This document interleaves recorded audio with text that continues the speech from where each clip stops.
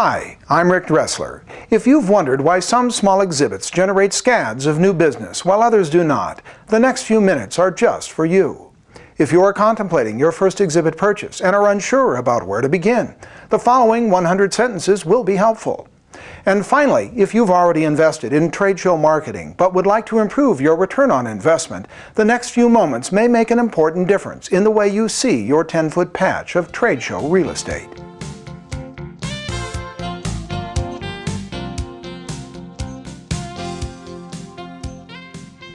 10 feet. It doesn't seem like much. In fact, when your competitors' displays feature conference areas that dwarf your entire exhibit, you might think there's little point to doing trade shows. How can you possibly compete against the mass of colossal exhibit designs with a two-case display that fits in your trunk? It may surprise you to learn that you can compete effectively with a small exhibit display. Even more surprising, you can do so, often with a better rate of return on your trade show investment than your competitors achieve with far more real estate. How is this possible? Consider the benefits of small scale packed to the max with big impact. Although it's easy to believe otherwise, you don't have to sacrifice one for the other.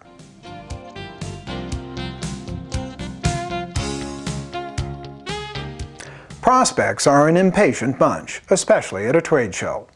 While room to move around is useful, spacious accommodations in a show display invariably means there's more to take in. More information, more people milling around, and more to consider before you decide to buy.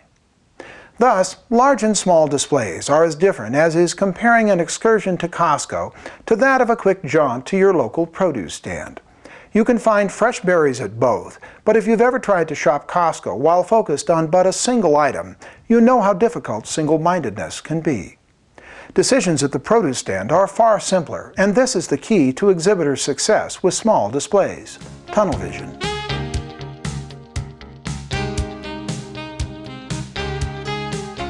Perhaps the most common mistake made by exhibitors with 10-foot displays is that of including too much information. Every detail of the offering, all the features, and every possible application are covered with lots of photos and plenty of text. The trouble with this approach should be obvious.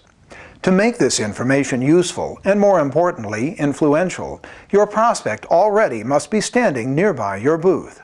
So, how did you get them there to begin with? Certainly not with volumes of information. This tactic relies on your prospect's fullest attention to that which you have to say.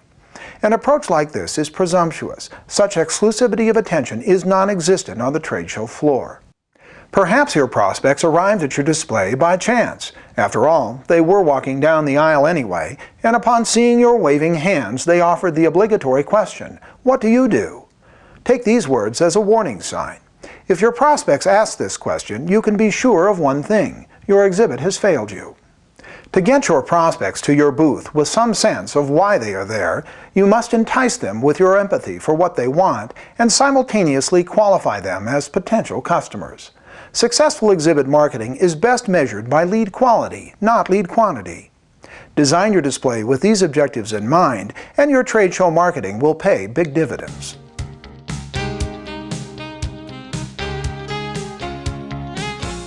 Now you might say, wait a minute, why would you design a display with such seemingly meager ambitions, especially when there is so much more to say about our uniquely special wares and extraordinary services?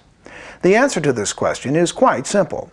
When you distill the responsibilities of your exhibit to these principles, enticement and qualification, you focus on two objectives you can reasonably expect to achieve.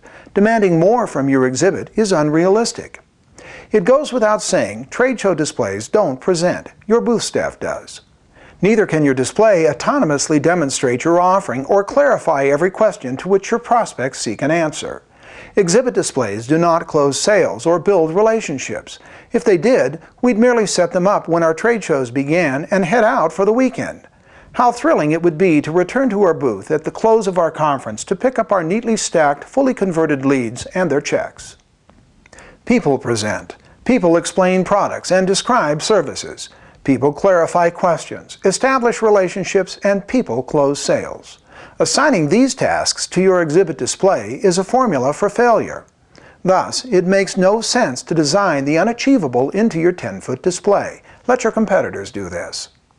Instead, go for the gold where you know it can be found. Entice your prospects while qualifying them.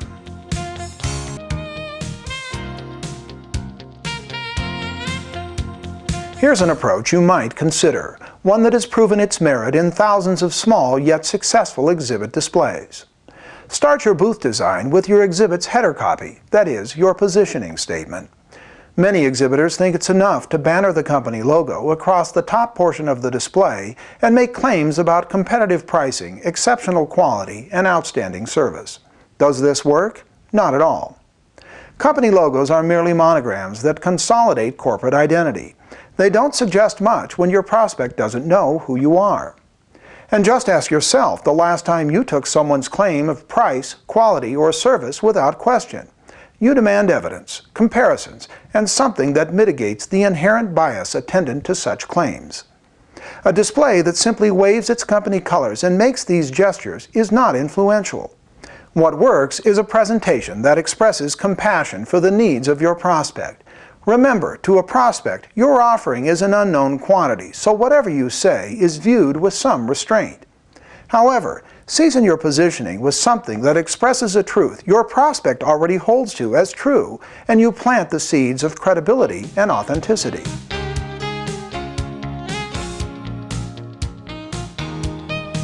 It's a fact that if you place two precisely tuned pianos in a room together and strike a note on one instrument, the same note will resonate on the other instrument. This phenomenon is known as sympathetic resonance. Similarly, an exhibit display that carries a message of personalized concern, one that resonates with your prospects, is also one that will draw them to you.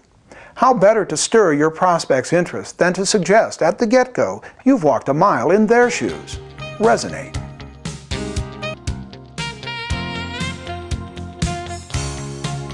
There's another reason to subordinate your company logo to that of your positioning copy. When thoughtfully formed, your positioning statement is your best source from which to define and then parlay your display's graphic content. Text and graphics should relate the same theme and should convey an integrated word picture. Words qualify, graphics entice. The two working together characterize the bait and hook of your exhibit design's attractiveness, attributes that develop audience opinions before your prospects ever approach your display or inquire about your offering.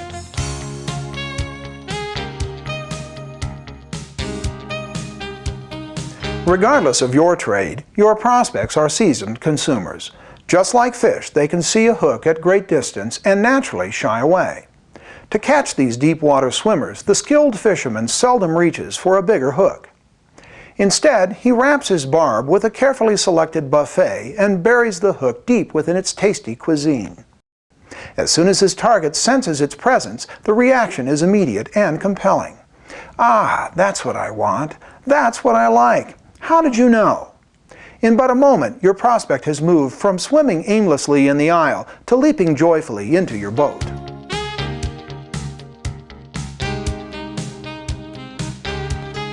Try not to be cliché.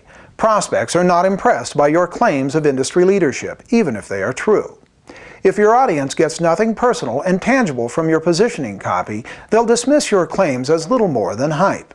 For most consumers, leadership claims are suspect and often viewed as blatant propaganda. If indeed you are an industry leader, surely you can find something more inventive to say.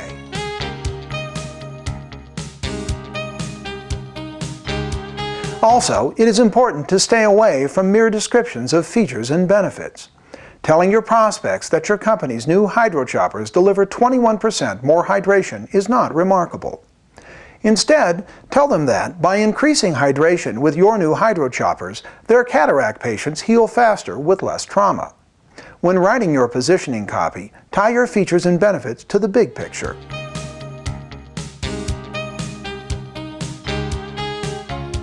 As for graphic content, be mindful of just what influential marketing means: differentiation. You can't be different and just like your competitors at once.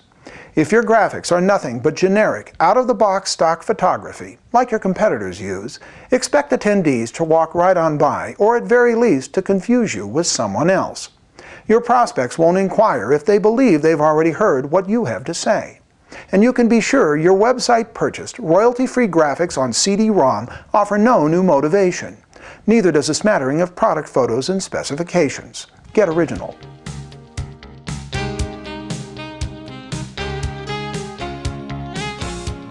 Finally, make sure you've maximized the potential scale of your display. Not all of your competitors do. Make your graphics big, huge.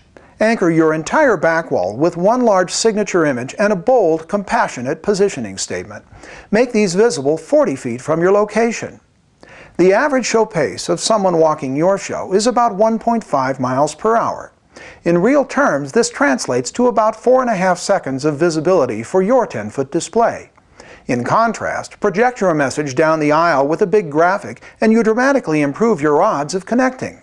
Don't wait for your prospects to be right on top of your display before they get your point. Make them feel your compassion for their pain while they are standing in front of your competitor's exhibit, 4 spaces down the aisle.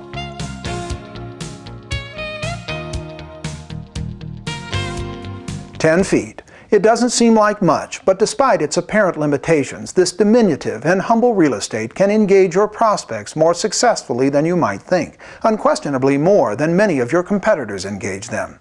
Apply these simple but not so common qualities to your 10-foot display, and you'll get 40 feet of stopping power, a bargain by any marketing standards.